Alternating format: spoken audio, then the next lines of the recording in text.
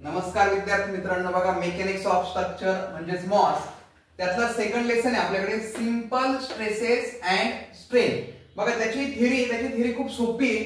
त्यातला एक पहिला टाइप बघा आपल्याकडे आहे स्ट्रेस. स्ट्रेस काय असतो लक्षात घ्या. स्ट्रेसची डिफाइन खूप इझी डिफाइन आहे. It is defined as the ratio of force to the area. बघा the ratio of force to the area म्हणजे हा फोर्स अपॉन एरिया. लक्षात ठेवा, the force per unit area त्याला आपण डिनोट करतो सिग्मा, म्हणजे sigma is equal to P upon A. P म्हणजे आपला असतो फोर्स आणि ए म्हणजे एरिया. बघा याची डिफाइन अशी दिली आपण, it is the ratio of force to the area. काय फोर्स टू द एरिया म्हणजे कोण? स्ट्रेस. याला दुसरी पण डिफाइन आपण बनवू शकतो, फोर्स पर युनिट एरिया असं म्हटलं तरी चालेल. Force per unit area is called as stress. बघा स्ट्रेसचं जे काही एसआय युनिट जे आपल्याकडे आहे ते आहे न्यूटन पर मिलीमीटर स्क्वेअर. बघा त्यानंतर स्ट्रेन मध्ये बघा it is defined as the ratio between change in length. बघा कोणाचा रेशो इथं? Change in length and original length. म्हणजे change in length upon original length म्हणजेच कोण? स्ट्रेन. बघा स्ट्रेन कशाने डिनोट करतो आपण? या स्मॉल ई ने, म्हणजे E is equal to delta L upon L. Delta L म्हणजेच काय?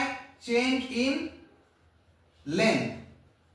आणि हा जो एक कॅपिटल एल तुम्हाला दाखवलाय हा आहे आपल्याकडं ओरिजिनल लेंथ. आलं लक्षात? याच्या अजून दुसरी डिफाइन आपण इझी लँग्वेज मध्ये बनवू शकतो, change in length per unit original length असं लिहिलं तरी चालेल. बघा त्याचं एसआय युनिट त्याला आहे एसआय युनिट नो युनिट, म्हणजे याला एसआय युनिट नसतं कारण लेंथ जी असते ती मीटर मध्ये असते. चेंज झालेली लेंथ आणि ओरिजिनल लेंथ मीटर मध्ये असते. Metre will get cancel. किंवा मिलीमीटर मध्ये दिलेली असतं, याचं मिलीमीटर आणि याचंही मिलीमीटर विल गेट कॅन्सल म्हणून युनिट उरत नाही. म्हणून स्ट्रेनला युनिट नाहीये. लक्षात ठेवा स्ट्रेनची डिफाइन. त्यानंतर बघा हुक्स लॉ. हुक्स लॉ बघा स्ट्रेस आणि स्ट्रेन या दोघांना मिळून आपल्याकडे एक हुक्स लॉ तयार झाला. बघा हुक्स लॉ सुद्धा खूप सोपा आहे. इथे लक्षात घ्या, विथ इन इलॅस्टिक लिमिट. बघा within elastic limit stress is a directly proportional to strain. बघा इथे stress is a directly proportional to strain. बघा इथे मॅथमॅटिकल तुम्हाला एक फॉर्म दाखवला इन शॉर्ट मध्ये, म्हणजे stress is a directly proportional to strain. बघा स्ट्रेसचा सिम्बॉल आहे आपल्याकडे सिग्मा. डायरेक्टली प्रोपोर्शनल स्ट्रेन साठी आपण स्मॉल ई इंडिकेट केलेला आहे, म्हणजे sigma upon E is equal to constant. बघा 2 मार्कासाठी हा एक हुक्स लॉ आहे. आतापर्यंत या सर्व डिफाइन 2-2 मार्क्ससाठी विचारले गेलेले आहे, म्हणून सगळ्या डिफाइन व्यवस्थित लर्न करा. बघा Hooke's law within elastic limit stress is directly proportional to the strain. त्यानंतर आपल्याकडे आहे मॉड्युलस ऑफ इलॅस्टिसिटी, म्हणजे इन शॉर्ट एक इलॅस्टिसिटीज आहे. तर बघा इथे it is a ratio of stress and strain which is constant. कोणाचा रेशो आहे? स्ट्रेस आणि स्ट्रेनचा रेशो. आणि तो रेशो कसा आहे त्यांचा? Constant within elastic limit. कोणामध्ये? तर इलॅस्टिक लिमिट मध्ये. Is called as modulus of elasticity. बघा त्याला आपण डिनोट करतो, it is denoted by capital E, म्हणजे capital E is equal to sigma upon small e. म्हणजे कोणाचा रेशो? हा झाला स्ट्रेस आणि हा इथे आपल्याकडे आहे स्ट्रेन. म्हणजे it is ratio of stress and strain is a constant within elastic limit is called as modulus of elasticity. आणि बघा त्याचं एसआय युनिट आपल्याकडे जे आहे न्यूटन पर मिलीमीटर स्क्वेअर. बघा हे 2-2 मार्कच्या सर्व डिफाइन व्यवस्थित करून ठेवा. हुक्स लॉ खूप इम्पॉर्टंट आहे. हुक्स लॉ हा 2 मार्कासाठी कंपल्सरी येतोच. बघा याच्यामध्ये आपण जी काही थिअरी बघितली त्याच्यावरती आपण एक न्यूमेरिकल बघू. बघा a wire 4 millimetre in diameter. बघा तुम्हाला इथे गिवन मध्ये बघायला गेला तर डायमीटर दिलाय आपल्याला 4 मिलीमीटर. त्यानंतर बघा 4 मीटर लॉंग आहे. ती वायर जी तुम्हाला दिलेली किती मीटर आहे? 4 मीटर. मीटरला आपण मिलीमीटर मध्ये कन्वर्ट करू तर लक्षात घ्या म्हणजेच 4000 मिलीमीटर, किंवा तुम्ही 4 into 10⁻³ हे टाकलं तरी चालेल. त्यानंतर बघा subjected to an axial pull of 1890 newton. म्हणजे तुम्हाला फोर्स दिलेला आहे 1890 न्यूटन. बघा पुढं is a stretch by 3 millimetre बघा तुमची वायर जी आहे ती काय झाली, स्ट्रेच झाली. किती मिलीमीटरनी? 3 मिलीमीटरनी. तर बघा म्हणजे चेंज इन लेंथ जो आपल्याकडे आहे म्हणजे 3 मिलीमीटर आणि अगोदरचा आपल्याकडे जो आहे तो आहे 4000 मिलीमीटर.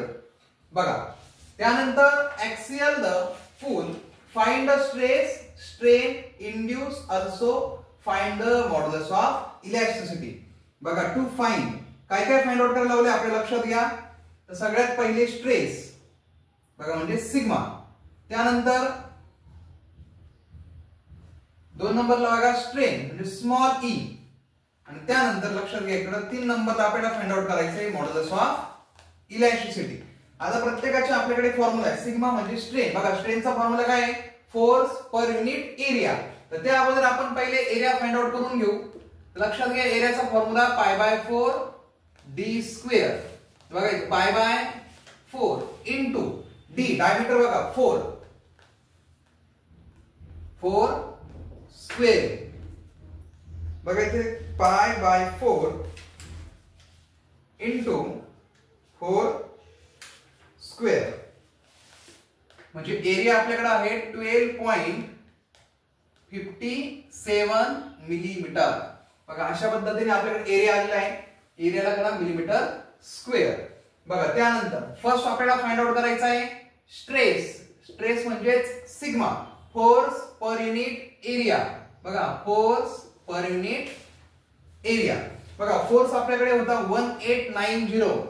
1890 डिवाइड बाय एरिया आपण काढलेला आहे 12.57.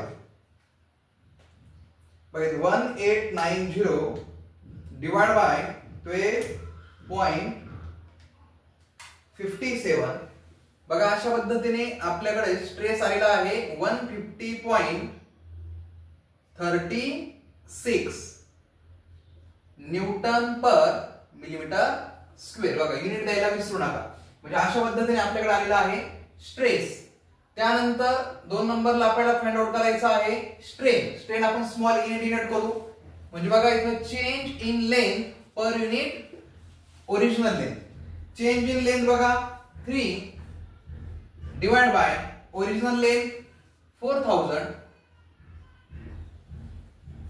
बघा म्हणजे 3/4000 म्हणजे स्ट्रेन आपल्याकडे आलेला आहे 7.5 इंटू 10⁻⁴ आणि स्ट्रेनला काही युनिट नसतं. त्यानंतर 3 नंबरला आपल्याला फाइंड आउट करायचं. लक्षात घ्या मॉड्युलस ऑफ इलॅस्टिसिटी. त्याचा फॉर्म्युला तुम्हाला माहिती आहे स्ट्रेस अपॉन स्ट्रेन. बघा स्ट्रेसची आपल्याकडे व्हॅल्यू आलेली आहे 150.36 डिवाइड बाय स्ट्रेन 7.5 इंटू 10⁻⁴.